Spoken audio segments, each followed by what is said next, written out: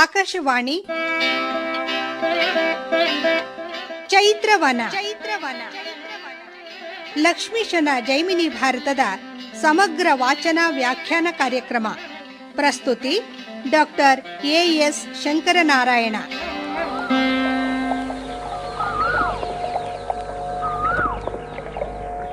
ಪ್ರಿಯ ಕೇಳಿಗರೆ, ನಿಮಗೆಲ್ಲರಿಗೂ ನಮಸ್ಕಾರಗಳು ಹಾಗೂ ಚೈತ್ರವನ ಕಾರ್ಯಕ್ರಮಕ್ಕೆ ಆತ್ಮೀಯವಾದ ಸ್ವಾಗತ. ಇಂದಿನ ಚೈತ್ರವನ ಕಾರ್ಯಕ್ರಮದಲ್ಲಿ 23ನೆಯ ಸಂಧಿಯ ಕೆಲ ಪದ್ಯಗಳ ವಾಚನ ಹಾಗೂ ವ್ಯಾಖ್ಯಾನವನ್ನು ಕೇಳಲಿದ್ದೀರಿ. ವಾಚನ ಮಾಡಲಿದ್ದಾರೆ ಶ್ರೀಮತಿ ಉಮಾ ಭಟ್, ವ್ಯಾಖ್ಯಾನ ಮಾಡಲಿದ್ದಾರೆ ಶ್ರೀ ರಾಮಸುಬ್ರಾಯ ಶೇಠ್.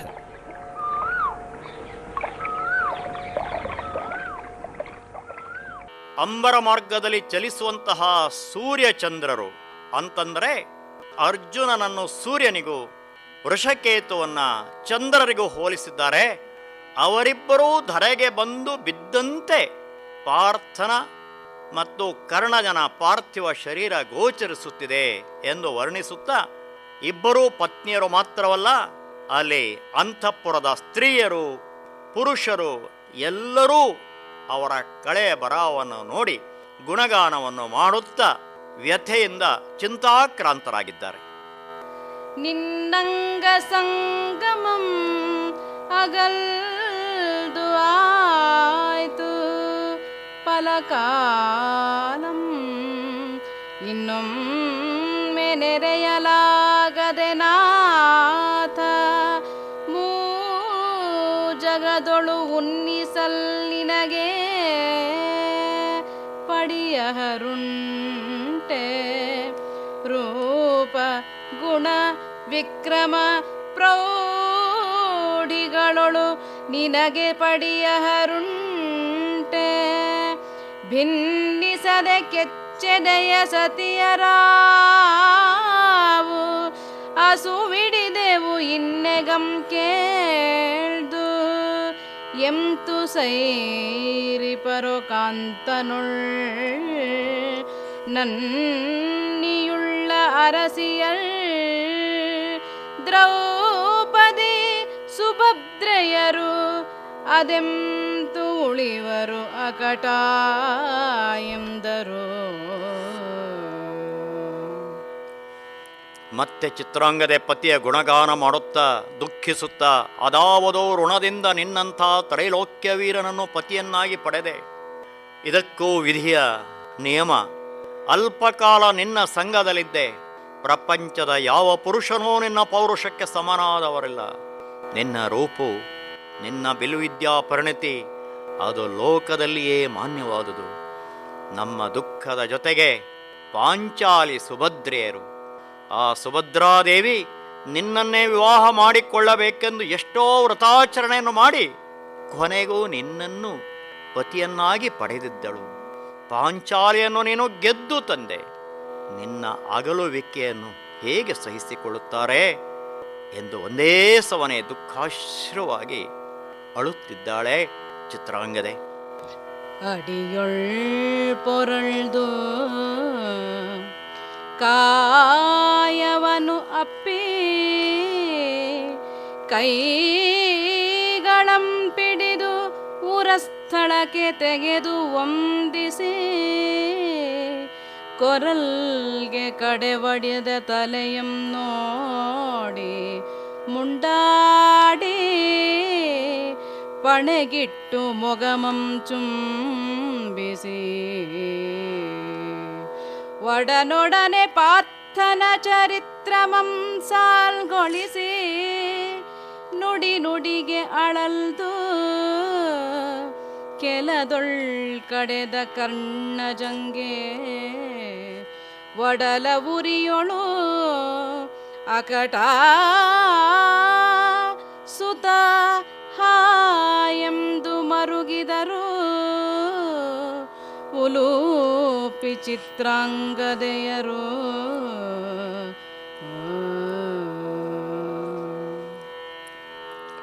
ದುಃಖವು ತೀವ್ರಗೊಂಡಾಗ ಮನುಷ್ಯನಿಗೆ ಭ್ರಮೆಯುಂಟಾಗುತ್ತದೆ. ಹೆಣದೊಂದಿಗೂ ಮಾತನಾಡುವುದನ್ನು ನಾವು ಕಾಣುತ್ತೇವೆ. ಅಷ್ಟೇ ಏಕೆ, ದುರ್ಯೋಧನನು ಕೂಡ ಕರ್ಣನನ್ನು ಮಾತನಾಡಿಸುತ್ತಿದ್ದಾನೆ. ಹೇಳುತ್ತಿಲ್ಲವೇ ನಾನು ಬಂದಿದ್ದೇನೆ, ನನ್ನ ಜೊತೆಯಲ್ಲಿ ಮಾತನಾಡುತ್ತಿಲ್ಲವೇ ಎಂದು. ಅಂತೆಯೇ ಆತನ ಕಳೆಬರಹದ ಮೇಲೆ ಬಿದ್ದು ಆತನ ರುಂಡ ಮುಂಡಗಳನ್ನು ಜೋಡಿಸಿ ಒಂದೇ ಸವನೆ ಉಲೂಪಿ ಚಿತ್ರಾಂಗದೆಯರು ರೋಧಿಸುವ ದೃಶ್ಯ ಕರುಣಾಸಾಗರದಿಂದ ಕೂಡಿತ್ತು. ಎಲ್ಲರೂ ಆ ಕರುಣೆ ಎಂಬ ಸಮುದ್ರದಲ್ಲಿ ಮುಳುಗಿದ್ದಾರೆ. ಬಳಿಕ ಚಿತ್ರಾಂಗದೆ ಕುಮಾರನಂ ನೋಡಿ ಕೊಲೆಗೆಳಸಿದೈ ಜನಕಂಗೆ ಜನನಿಯರ್ ನಾವಿರ್ವರು ಉಳಿಯಲೇಕಿನ್ನು ಅಕಟ ವೈಧವ್ಯಮಂ ತಾಳಬಲ್ಲೆವೇ ಮಹೀತಳದೊಳು ವೈಧವ್ಯಮಂ ತಾಳಬಲ್ಲೆವೇ ಎಮ್ಮೀ ಶಿರಂಗಳಂ ಸೆಳೆದು ಪೊಡೆ ಖಡ್ಗದಿಂದ ಬಳಿಕೈದೆ ಭಾರ್ಗವಂ ಕೊಂದುದಿಲ್ಲವೇ ತಾಯಂ ಅಳುಕದಿರ್ ಪಿತನ ಮಾತ್ರದ್ವಯದ ವಧೆ ನಿನಗೆ ಸಫಲಮಾದ ಪುದೆಂದಳು. ಚಿತ್ರಾಂಗದೆಯ ದುಃಖದ ತೀವ್ರತೆ ಎಷ್ಟಿತ್ತೆಂದರೆ ಬಬ್ರುವಾಹನನ್ನು ಕರೆದು ಹೇಳುತ್ತಿದ್ದಾಳೆ, ತೆಗೆದುಕೋ ಈ ಖಡ್ಗವನ್ನ, ನಮ್ಮ ತಲೆಯನ್ನ ಕತ್ತರಿಸು. ಇದು ನಿನಗೆ ಹೊಸ್ತಲ್ಲ. ಇದು ಏಕೆಂದರೆ ಅಂದು ಪರಶುರಾಮರು ತನ್ನ ತಾಯಿಯ ತಲೆಯನ್ನು ಕತ್ತರಿಸಿಲ್ಲವೇ? ಅದೇ ರೀತಿ ಪಾರ್ಥನ ಬಳಿಗೆ ನಮ್ಮನ್ನು ಕಳಿಸು. ಇಬ್ಬರು ತಾಯಂದಿರನ್ನು ನೀನು ಕತ್ತರಿಸಿದರೆ ತಂದೆ ಮಕ್ಕಳನ್ನು ಮುಂಚೆಯೇ ಕೊಂದಿದ್ದೀಯೇ, ಇನ್ನು ನಮ್ಮಿಬ್ಬರನ್ನು ಕೊಂದು ಅವರ ಬಳಿಗೆ ಕಳಿಸಿಕೊಡು ಎಂದು ದುಃಖದ ತೀವ್ರತೆಯಿಂದ ಮಗನೊಂದಿಗೆ ಈ ರೀತಿಯಲ್ಲಿ ಮಾತನಾಡುತ್ತಿದ್ದಾಳೆ. ತಾಯ ಮಾತಂ ಕೇಳ್ದು ಶೋಕ ಕಲುಷಿತನಾಗಿ ಪ್ರಿಯದಿಂಪೋಗಿ ಕಂಡೊಡೆ ತನುಜನಲ್ಲ ಎಂದು ನೋಯೇ ನುಡಿದು ಆಹವಂ ಬೇಕೆಂದೊಡೆ ಈತನಂ ಕೊಂದೆನಾ ಪಂತಂ ಎಂದು ದಾಯ ತಪ್ಪಿದ ಬಳಿಕ ಪೇಳ್ದೊಡೆಯೇನಹುದು ಇನ್ನು ಹೇಯ ಮಾದುದು ತನ್ನ ಬಾಳ್ಕೆ ಪಿತೃವಧೆಯೊಳು ಹೇಯ ಮಾದುದು ತನ್ನ ಬಾಳ್ಕೆ ಈ ಕಾಯಮಂ ಬಿಡುವೆನೀಗಲೇ ನೋಳ್ಪುದೆಂದವಂ ಕಿಚ್ಚುವುಗಲನುವಾದನು. ಮಣಿಪುರದ ಅರಸನಿಗೆ ಮರ್ಮಾಘಾತವಾಗುತ್ತದೆ. ತಾಯಿಯ ಮಾತು ಸಿಡಿಲಂತೆ ಬಡಿಯುತ್ತದೆ. ಇಂತಹ ವಿಷಮ ಪರಿಸ್ಥಿತಿಯನ್ನು ತಾನು ಎದುರಿಸಬೇಕು ಎಂಬ ಕಲ್ಪನೆಯೂ ಆತನಲ್ಲಿರಲಿಲ್ಲ. ತಂದೆಯನ್ನು ಕೊಲ್ಲಬೇಕೆಂದು ಕೊಂದಿಲ್ಲ. ರಣರಂಗದಲ್ಲಿ ಗೆಲುವು ಮುಖ್ಯ. ಪಂಥಕ್ಕಾಗಿ ಕೊಂದೆ. ಇಂತಹ ಪಿತೃವಧೆಯ ಪಾಪದಲ್ಲಿ ಬದುಕಲಾರೆ. ತಾಯಿಯಿಂದ ನಿಂದಿಸಿಕೊಂಡು ನಾನೆಂತೂ ಜೀವಿಪೆ ಎಂದು ನಾನೇ ದೇಹತ್ಯಾಗ ಮಾಡುತ್ತೇನೆ ಎಂದು ನಿರ್ಧರಿಸಿ ಅಗ್ನಿ ನಿರ್ಮಾಣಕ್ಕೆ ಪ್ರಯತ್ನ ಮಾಡುತ್ತಾನೆ. ಅಗ್ನಿ ನಿರ್ಮಾಣ ಮಾಡಿ ತನ್ನ ದೇಹವನ್ನು ಅರ್ಪಿಸಿಕೊಳ್ಳಬೇಕೆಂದು ನಿರ್ಧರಿಸುತ್ತಾನೆ. ಮುಂದೆ ತಂದೆಯಂ ಕೊಂದು ಉಳಿದನೆಂದು ಲೋಕದ ಜನಂ ನಿಂದಿಸದೆ ಬಿಡದು ಇದಕ್ಕೆ ನಿಷ್ಕೃತಿಗಳಂ ಕಾಣೆನು. ಮಂತ್ರ ಧ್ಯಾನ ಜಪ ತೀರ್ಥ ಯಾಗಯೋಗಗಳಿಂ ಕಳೆದುಕೊಳ್ಳಲು ಸಂದಿಗ್ಧಮಾಗಿರ್ತ ಪಾತಕಂಪೋಪುದು ಮುಕುಂದ ಸ್ಮರಣೆಯಿಂದ ಪಾತಕಂಪೋಪುದು ಎಂದುಂ ಅರ್ಜುನಂ ವೈಷ್ಣವಂ ಬಂಧುದಪಕೀರ್ತಿ ನಾಂ ನಾಚದೆಂತಿರ್ಪೆನುಂ ಪುಗುವೆಂ ಅಗ್ನಿಯೊಳೆಂದನು.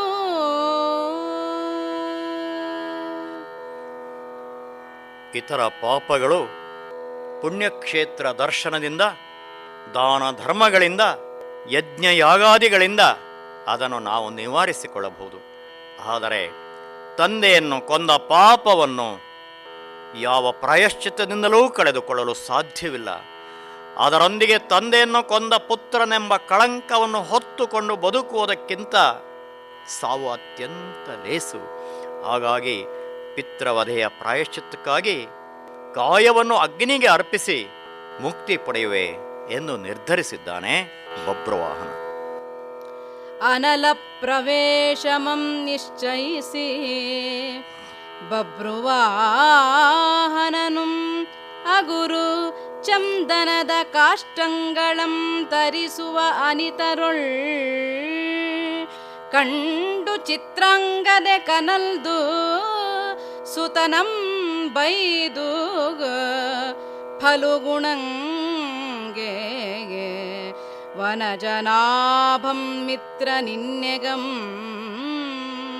ಮನದೊಳಂದು ಅನುಪಮ ಕೃಪಾಳು ತಾನು ಇಲ್ಲಿ ಗೈದದೆ ಮಾಂಡಪನೆ ಸೈರಿ ಸನ್ನೆಗಂ ನರನ ಜೀವಕ್ಕೆ ಪೊಣೆ ದೇವಪುರ ಲಕ್ಷ್ಮೀಶನು ನರನ ಜೀವಕ್ಕೆ ಪೊಣೆ.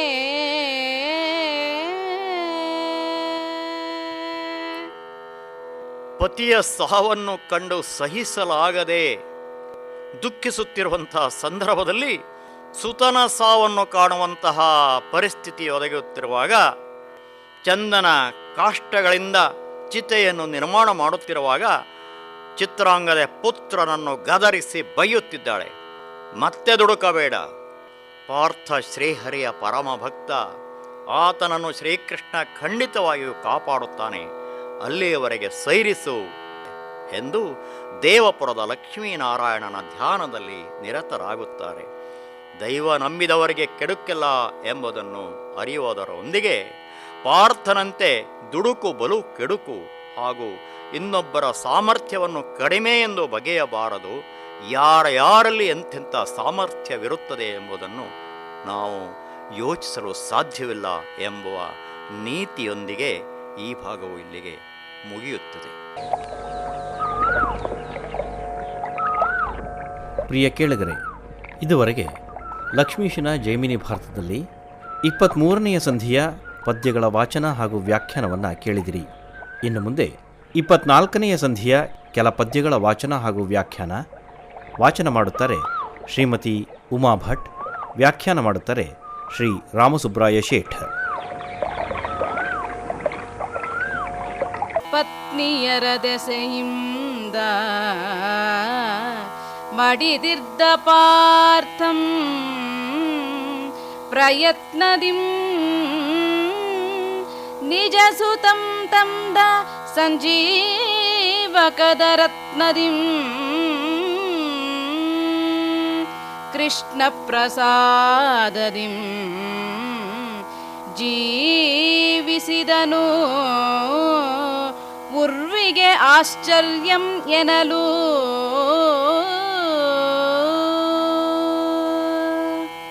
ರಾಯ ಕೇಳು ಇಲ್ಲಿಗೆ ಅಸುರಾಂತಕಂ ಬಂದು ಕೌಂತೆಯನಂ ನೋಡದಿರನು ಅನ್ನೆಗಂ ಸೈರಿಪುದು ಉಪಾಯಮುಳ್ಳೊಡೆ ನರನ ಜೀವಮಂ ಪಡೆವುದು ಇಂತಗ್ನಿ ಪ್ರವೇಶದಿಂದೆ ಸಾಯಲೇನಹುದು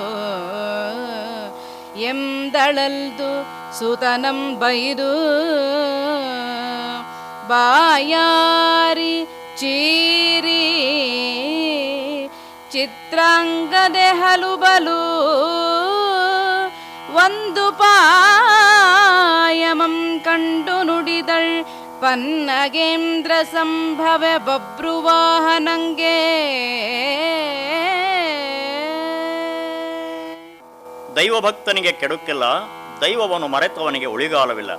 ಮಣಿಪುರದರಸಿ ಚಿತ್ರಾಂಗದೆಗೆ ಪತಿಯನ್ನು ಕಳೆದುಕೊಂಡ ದುಃಖ ಒಂದೇ ಸವನೆ ಕಾಡುತ್ತಿರುವಾಗ ಸೂತನು ಎಲ್ಲಿ ಇಹಲೋಕ ತ್ಯಜಿಸುವನೋ ಎಂಬ ಕಳವಳದಿಂದ ನೊಂದು ಕೃಷ್ಣನಲ್ಲಿ ಸಂಪೂರ್ಣ ನಂಬಿಕೆಯನ್ನಿಟ್ಟು ಮತ್ತೆ ಮಗನನ್ನು ಸಮಾಧಾನ ಪಡಿಸುತ್ತಾ ಹೇಳುತ್ತಾಳೆ, ಮಗನೇ, ಅರ್ಜುನನು ಅಚ್ಯುತನನ್ನು ಮರೆತರೂ ಆತ ತನ್ನ ಭಕ್ತನನ್ನೂ ಭಾವನನ್ನೂ ಕಾಣಲು ಬಂದೇ ಬರುತ್ತಾನೆ. ಎಷ್ಟೆಂದರೂ ಸಹೋದರಿಯ ಸಖನಲ್ಲವೇ? ಭಕ್ತ ತಪ್ಪು ಮಾಡಬಹುದು, ಆದರೆ ಭಗವಂತ ಖಂಡಿತ ತಪ್ಪು ಮಾಡುವುದಿಲ್ಲ. ಆತನಿಂದ ನಮಗೊಂದು ಆಶಾಕಿರಣ ಕಾಣುತ್ತಿದೆ. ಅಪಾಯವನ್ನು ಉಪಾಯದಿಂದ ಪರಿಹರಿಸುವ ಪ್ರಯತ್ನ ಮಾಡಬೇಕು.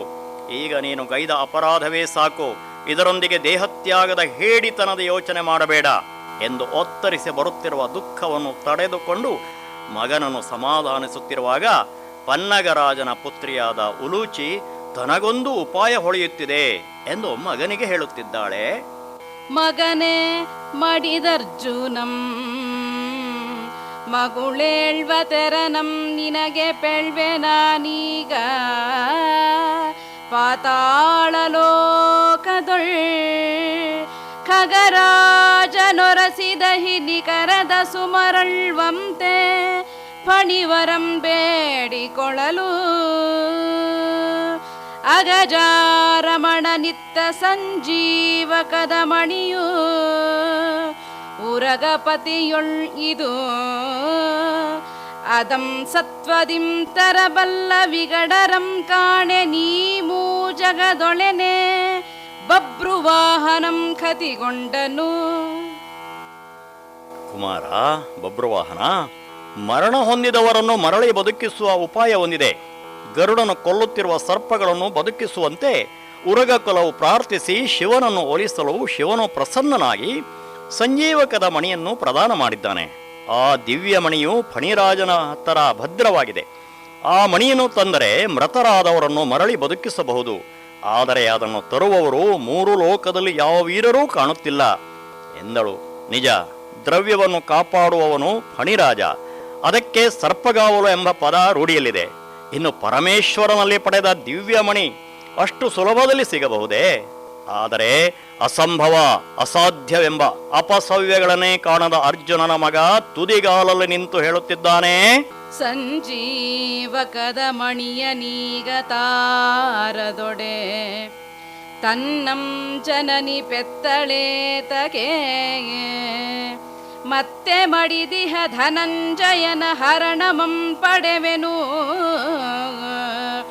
ಅವನು ಈಯದೊಡೆ ಫಣಿಲೋಕಮಂ ಸುಡುವೆನು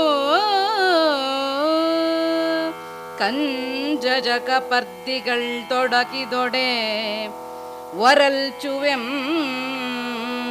ಭಂಜಿಸುವೆನು ಅಖಿಳ ದಿಕ್ಪಾಲರಂ ಸೆಣಸಿದೊಡೆ ಸಂಜಾತನಾದುದಕ್ಕೆ ಸಫಲಮಾಯ್ತೆನುತ ಉಬ್ಬಿದಂ ಬಭ್ರುವಾಹನನಂ. ಅಮ್ಮ, ಪನ್ನಗರಾಜನ ಬಳಿಯಲ್ಲಿ ಭದ್ರವಾಗಿರುವ ಆ ಸಂಜೀವಕದ ಮಣಿಯನ್ನು ನಾನು ತಾರದಿದ್ದರೆ ಪವಿತ್ರ ಪತಿವ್ರತೆಯ ಚಿತ್ರಾಂಗದೆಯ ಗರ್ಭದಲ್ಲಿ ಜನಿಸಿದ್ದು ಸುಳ್ಳು. ಅದನ್ನು ಕೈವಶಪಡಿಸಿ ಜನಕನನ್ನು ಜೀವಂತ ಎಬ್ಬಿಸುತ್ತೇನೆ. ಒಂದು ವೇಳೆ ಅವರು ಸುಲಭದಲ್ಲಿ ನೀಡದಿದ್ದರೆ ಸರ್ಪ ಜಗತ್ತನ್ನೇ ಸುಟ್ಟು ಭಸ್ಮ ಮಾಡುತ್ತೇನೆ. ಒಂದು ವೇಳೆ ನನ್ನೊಡನೆ ಹೋರಾಡಲು ಸಾಕ್ಷಾತ್ ಬ್ರಹ್ಮನೇ ಬಂದರು, ಕಾಲರುದ್ರನೇ ಬಂದರು, ಅವರನ್ನು ಸದೆ ಬಡಿಯುತ್ತೇನೆ. ದಿಕ್ಪಾಲಕರ ದಿಕ್ಕನ್ನು ತಪ್ಪಿಸಿ ದಿಕ್ಕಾಪಾಲಾಗುವಂತೆ ಮಾಡುತ್ತೇನೆ ಎಂದು ಗರ್ವದಿಂದ ರೋಷಾವೇಶದಿಂದ ಬಭ್ರುವಾಹನ ಗುಡುಗಿದ, ಗರ್ಜಿಸಿದ. ಮುಂದೆ ಮರುಳಾಟಮೇಕೆ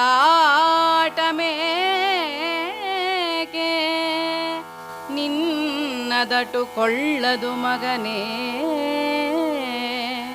ಗರಳಮಯದ ಉರಿಯೊಳು ಎವೆಸೀವುದು ಕಣ ನೋಡಲು ಉರಗಪತಿ ಶೇಷರಾಜನ ಕೋಶದೆಡೆಯೊಳಿಹ ಸಂಜೀವಕದ ಮಣಿಯನು ತರಬಲ್ಲನು ಆವವಂ ಗುಳಿಗ ವಾಸುಕಿ ತಕ್ಷಕರ ಶಂಖ ಪದ್ಮ ಕರ್ಕೋಟಕಾದಿಗಳ ಭೀಕರ ವಿಷೋತ್ಕರದಿಂದೆ ಕಾಹು ಬಲಿದಿಹುದೆನಲು ಉಲೂಪಿಗೆ ಅವನಿಂತೆಂದನು. ಮತ್ತೆ ಉಲೂಪಿ ಸಮಾಧಾನಿಸುತ್ತಾಳೆ, ಮಗನೇ, ಕ್ಷಾತ್ರ ತೇಜಸ್ಸಿಗೆ ಅನುಗುಣವಾಗಿ ಮಾತನಾಡಿದೆ. ಆದರೆ ಇದರಲ್ಲಿ ಒಂದು ರಹಸ್ಯವಿದೆ. ಇದು ಪೌರುಷದಿಂದ ಸಾಧ್ಯವಾಗದ ಕಾರ್ಯ. ಮಣಿಯನ್ನು ಮುಟ್ಟುವುದರಲ್ಲಿ ಹತ್ತಿರ ಹೋದರೆ ಭಯಂಕರ ವಿಷದ ಜ್ವಾಲೆ ಸುತ್ತಿಕೊಳ್ಳುತ್ತದೆ, ಸುಟ್ಟು ಬಿಡುತ್ತದೆ. ಅದನ್ನು ರಕ್ಷಿಸುತ್ತಿರುವವರು ವಾಸುಕಿ, ಕರ್ಕೋಟಕ, ತಕ್ಷಕರ ಮುಂತಾದ ಫಣಿವರೇಣ್ಯರು. ಇದರಿಂದ ನಿನ್ನ ಕೆಚ್ಚು, ಪೌರುಷ, ಅದಟು ಇಲ್ಲಿ ಕೆಲಸಕ್ಕೆ ಬಾರದು ಎಂದು ನಿಜ ಹೇಳಿದಾಗ, ಈ ಮಹಾಹಿಗಳ ವಿಷ ಕಳುಕುವೆನೇಗೆ ಎನ್ನ ಮಾತಾಮಹಂ ಹರಿಗೆ ಹಾಸಿಗೆಯಾದವಂ ಮೇಲೆ ಭೂಮಿಯಂ ಪೊತ್ತವಂ ಶೇಷರಾಜಂ ಗಾಸಿಯಹೆನೆಂಬ ಭಯಂ ಅಲ್ಲದೆ ಆ ಮಣಿಯನು ಈಯದೊಡೆ ಸಪ್ತಪಾತಾಳಮಂ ಸಾಮರ್ಥ್ಯದಿಂದ ಭೇದಿಸಿಕೊಂಡು ಬಂದು ಸುತ್ರಾಮಸುತನಂ ಬರ್ದುಕಿಸದೆ ಮಾಂಡಪೆನೆ ತಾಯೇ ತಾಯೆ ಹೇಳೆಂದೊಡೆ ಇಂತೆಂದಳು.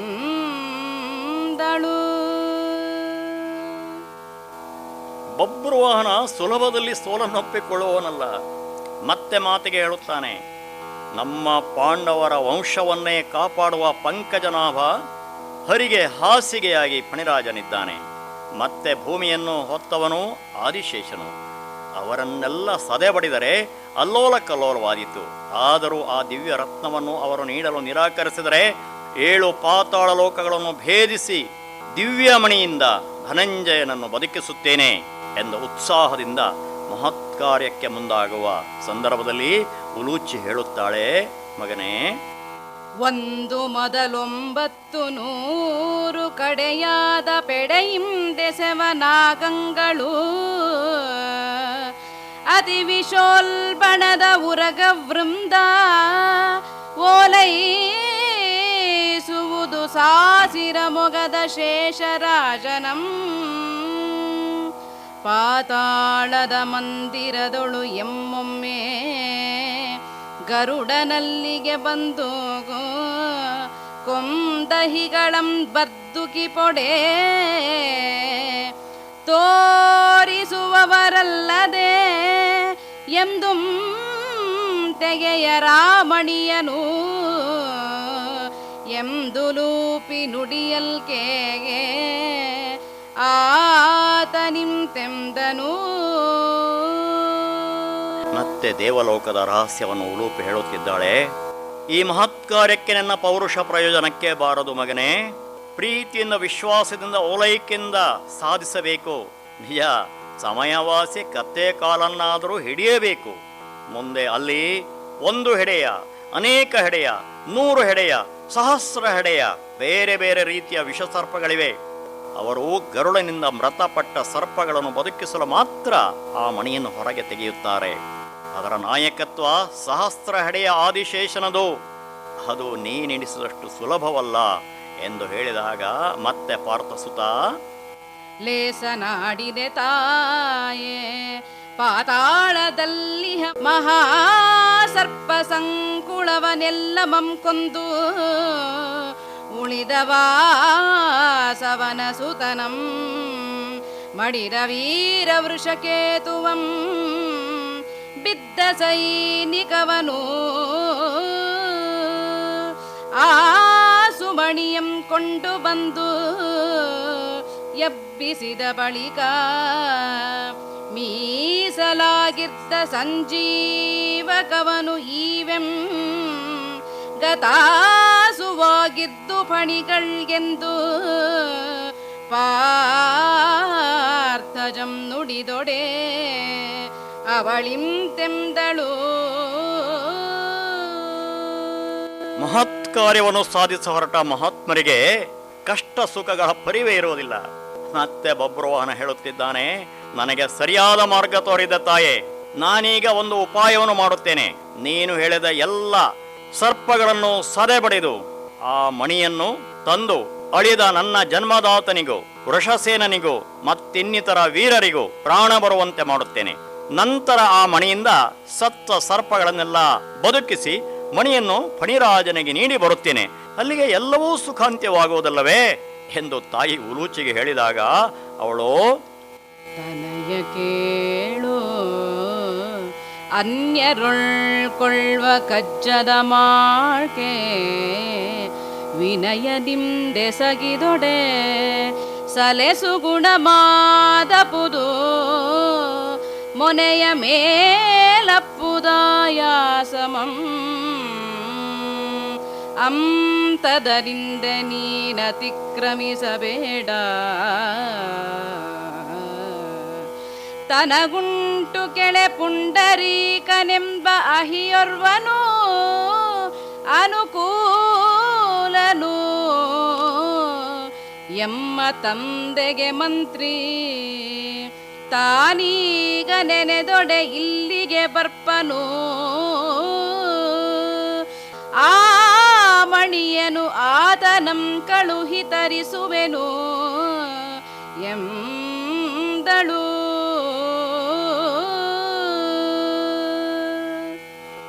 ಸಾರ್ವಕಾಲಿಕವಾದ ಸತ್ಯವನ್ನು, ನೀತಿಯನ್ನು, ವಿನಯವನ್ನು ಬೋಧಿಸುತ್ತಾಳೆ. ವಿನಯದಿಂದ ಎಸಗಿದೊಡೆ ಸಲೆ ಸುಗುಣಮಾದಪುದು. ಅನೇಕ ಕಾರ್ಯಗಳನ್ನು ಮಾಡುವಾಗ ಆದೇಶಕ್ಕಿಂತ ವಿನಂತಿಯೇ ಹೆಚ್ಚು ಸೂಕ್ತವಾಗಿರುತ್ತದೆ. ಆದರೆ ದರ್ಪದಿಂದ ಕೇಳಿದರೆ ವೈಫಲ್ಯವೇ. ಈ ಸತ್ಯವನ್ನು ಕವಿ ಆಕೆಯ ಮುಖೇನ ನಮಗೆ ತಿಳಿಸುತ್ತಿದ್ದಾನೆ. ಉಲೂಪಿ ಮತ್ತೆ ಹೇಳುತ್ತಾಳೆ, ನೀನು ಆಕ್ರಮಣಕ್ಕೆ ಮುಂದಾಗಬೇಡ. ನನ್ನ ತಂದೆಯ ಸಚಿವನಾದ ಪುಂಡರೀಕನೆಂಬ ನನ್ನ ಸ್ನೇಹಿತನಿದ್ದಾನೆ, ನನಗೆ ಅನುಕೂಲ ಮಾಡಿಕೊಡುತ್ತಾನೆ. ನಾನೀಗ ಆತನನ್ನು ಕರೆಸಿ ಮಣಿಯನ್ನು ತರಿಸುವ ಪ್ರಯತ್ನ ಮಾಡುತ್ತೇನೆ ಎಂದು ಹೇಳುತ್ತಾಳೆ. ಇಂತೆಂದುಲೂಪಿ ಬಳಿಕ ಪುಂಡರೀಕನಂ ಚಿಂತಿಸುವನಂ ಬಂದು ಇದೇಕೆ ಬರಿಸಿದೆಯನಲು ಅನಂತನಲ್ಲಿಗೆ ಪೋಗಿ ನಿನ್ನ ತನುಜಯ ಕರ್ಣತಾಟಂಕದ ಉಳಿವಿಗೆ ಅಳಿದ ಕುಂತಿ ಕುಮಾರಕಂ ತನ್ನರಮಣಂ ಬರ್ತುಕುವಂತೆ ಅಮೃತ ಸಂಜೀವಕದ ಮಣಿಯನು ಈವುದು ಎಂದು ಅಂತರಿಸದೆ ಅಖಿಳ ವೃತ್ತಾಂತಮಂ ಪೇಳ್ದು ಅದಂ ಕೊಂಡು ಬಾ ನಡೆ ಎಂದಳು. ಹೀಗೆಂದು ಪನ್ನಗೇಂದ್ರನ ಪುತ್ರಿಯಾದ ಉಲೂಪಿ ಪುಂಡರೀಕನನ್ನು ನೆನೆಯುತ್ತಾಳೆ. ಮಿತ್ರ ಪುಂಡರೀಕ ಉಲೂಪಿಯನ್ನು ಕೇಳುತ್ತಿದ್ದಾನೆ ತನ್ನನ್ನು ಕರೆಸಿದ ಕಾರಣವನ್ನು. ಆಗ ಉಲೂಪಿ ಪಾಂಡವರು ಅಶ್ವಮೇಧ ಯಾಗ ಮಾಡುತ್ತಿರುವುದನ್ನು, ಬೆಂಗಾವಲಿಗಾಗಿ ಬಂದ ಪಾರ್ಥನನು ಚಿತ್ರಾಂಗದೆಯ ಪುತ್ರನು ಕೊಂದನೆಂದು, ಅರ್ಜುನನ ಅಳಿವು ತಮ್ಮ ಮಾಂಗಲ್ಯದ ಮುತ್ತೈದೆತನದ ಅಳಿವು ಎಂದು, ಅದಕ್ಕೆ ಪಾರ್ಥನನ್ನು ಬದುಕಿಸಲು ಆದಿಶೇಷನಲ್ಲಿರುವ ದಿವ್ಯ ಮಣಿಯನ್ನು ತಂದು ತಮ್ಮ ಮಾಂಗಲ್ಯವನ್ನು ಪತಿಯನ್ನು ರಕ್ಷಿಸಬೇಕೆಂದು ಕೇಳಿಕೊಡುತ್ತಾಳೆ. ತನ್ನ ಕುರುಹನು ನೀಡಿ ಕಳಿಸುತ್ತಾಳೆ.